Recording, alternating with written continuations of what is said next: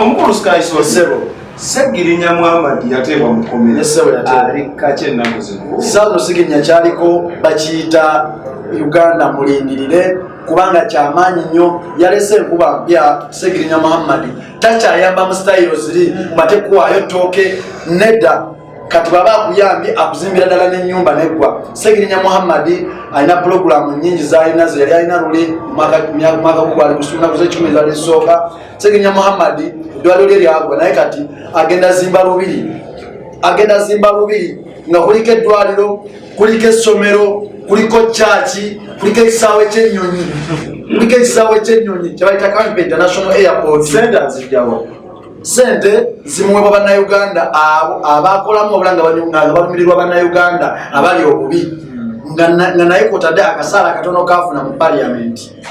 Segirinya Muhammad yakomewo nankuba mpya tukutuku era nga Segirinya Muhammad abatanamulaba temani yesuze kumulaba kubanga tenaku zino oli yakubanga samanya kati abagenda mu bwengula akomawo ncha Sky Soldier tumuwulira nnyo ku bintu byosomye bya ground yesu mu credit naye bwe kituuka mu parliament simwekanga ku fulo ya parliament tumusuubira okuyimirirako ku fulo ateese oba oluzungu lukyagamye kati ate oluzungu lwe yaleese nze nduwulira nzekka kubanga lwe luzungu olwasooka era yaŋŋambye nfunye okutya alitamu nga ayinza obutawulira luzungu olwo nfunye okutya taye batagenda biwulira nfunyemu okutya ababaka b'ennyalo tagenda tutegeera agenda kusooka bagambe my fellow combatants toma kyekitegeeza nalo kukitegeera kubanga my fellow combatants aba bagamba my fellow bapaliamenti bannange babaka bannange kyabategeeza nti babaka bannange mwenna ajja bagamba my fellow combatants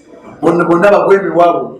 Segirinya Muhammad abyamu obudde osuula ababaka parliament emiwabo anti oluzungu bali lwamanyi lulala nnyo kubanga yalesa agenda tezza bannayuganda ebyali balumye byonna kati ye mubaka wa Uganda gwe tulina mu parliament tulina president Robert Kyagulanyi Ssentamu tulina n'omubaka omu Segirinya Muhammad ate abasajja tulina bangi bannyeko anti ulira asobola okwogera oluzungu bali boogera oluzungu namba 3 Pozi Kawali agenda namba 1 n'ekitundu agenda mu namba 2 Kawali agera oluzungu lw'amaanyi Kawali kimanyi yaturepresent nga ffe abaana ba ghetto mu parliament n'egyabeera agenda turepresentinga ate Nyeko naye aleka turepresentinga kubanga ebigambo bye bikyali bituufu. Ekibuuzo kyange kisembayo ku Segirinya bwe bamusibira speed yali nnene ebintu abitwalira ku speed y'amaanyi kimu kitamba naye ennaku zino yakomyewo nga pesi yesazeemu kuki anti bw'okomawo osanga kyewali esente zaali ebintu by'oplaninga osanga byafa osobola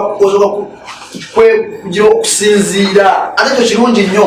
Bannayuganda basanyuse nnyo okusooka n'asinzira bagamba ekyo senasika asinzira atandikewo yakoma oba yayabika omusajja atandika okwabika layoni n'abagamba layoni zibakadde ejjango Segirinya yakomyewo mu jango tubaagala nnyo Segirinya Muhammad MP w'Ekawempe yasinga Robert Kyagulanyi Ssentamu president wa Uganda twagala nnyo kwebale kutukulembera obukulembeze bwo tetubulabangako bwebale taata tojjanga okwo tuli mu kisanja kyo kyamwaka gwa kusatu naye otukulembedde bulungi nnyo tetwejjusa tetukaaba watuwonya bali bamusibira mu gwa Museveni abaali batunyaga ebyabo byonna ye mukulembeze president wange nze gwenalonda nze gwemanyi ate saasobola kulonda naye balonda ndi mukomereseza bannayuganda balonda nnyo kubanga nabwe nali mukomera president wange kubanga oli yaliko teyanzikiriza kulonda kubanga yali atya Robert Kyagulanyi Ssentamu twagala nnyo we love you so much as we Ugandans we promise you that we shall reach where we are going. My English is not English,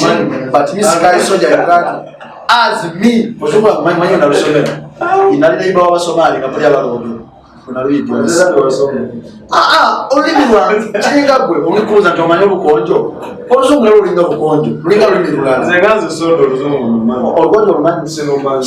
Nze manyi olukonjo kwe simanyi luzungu. Leka tikunawo omanyi. Najua Swahili to manyi. Sasa mimi najua lugha ya mimi sasa najua lugha ya Kinyankole, najua lugha ya Kinyarwanda, najua lugha ya Kiswahili. Jambo ilikuwa Kinyarwanda kwana. Sky tupewa.